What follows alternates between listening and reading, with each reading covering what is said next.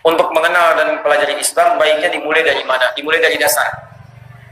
Ya, Iqra, baca. Pertama mulai dengan tauhid supaya kenal dengan Allah. Quran surah 47 ayat 19, fa'lam annahu la ilaha illallah. Kalau ingin kuat mendekat kepada Allah mesti dengan ilmu, ilmunya tauhid. Setelah itu mulai belajar fikih.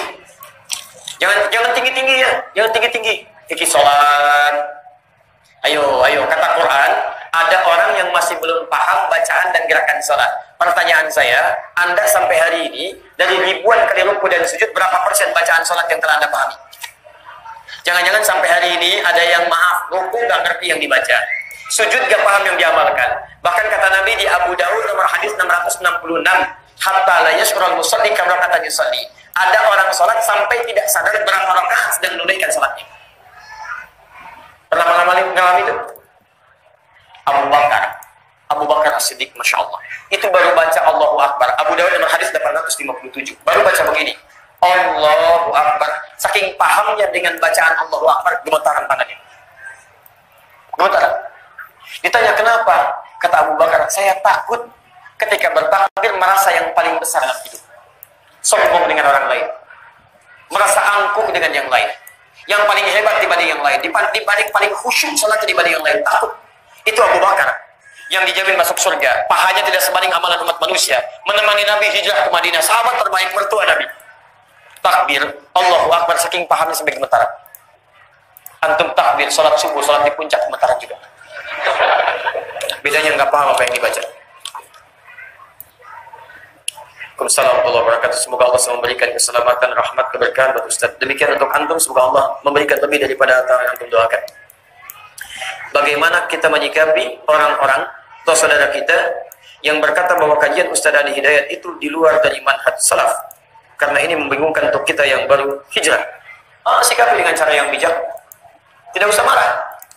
Marah tidak menyelesaikan persoalan. Tanyakan dulu salaf itu apa.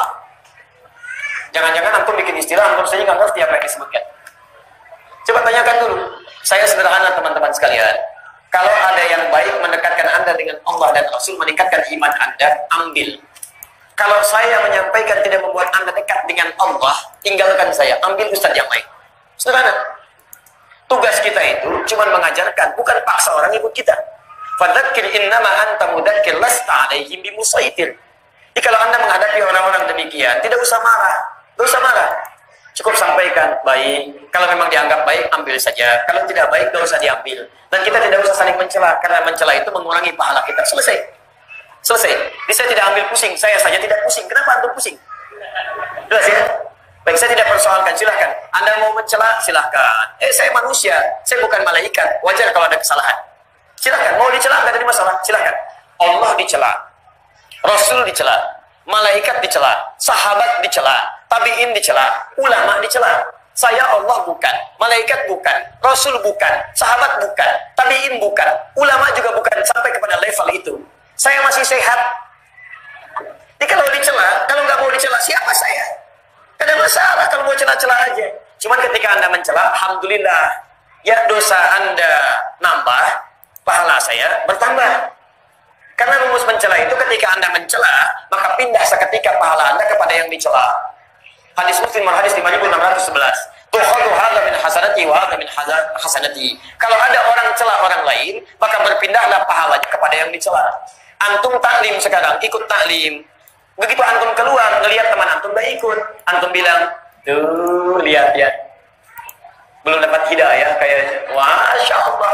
Itu ketika antum bilang, pahala taklim antum dipindahkan kepada orang yang dicela. Saya bilang, saya tidak Ustaz, alhamdulillah, tidak seperti orang itu. Sama, pindah.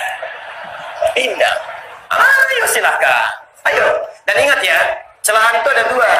Celahan standar kalimat biasa, celahan dahsyat, kalimat yang akan mencari pemiliknya.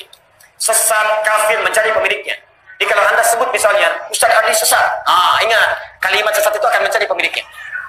Kalau saya tidak sesat, dia akan mencari ke langit. Di langit tidak ditemukan mencari di bumi tidak ditemukan kembali kepada Anda yang mengucapkan. Hati-hati. Hati-hati ya.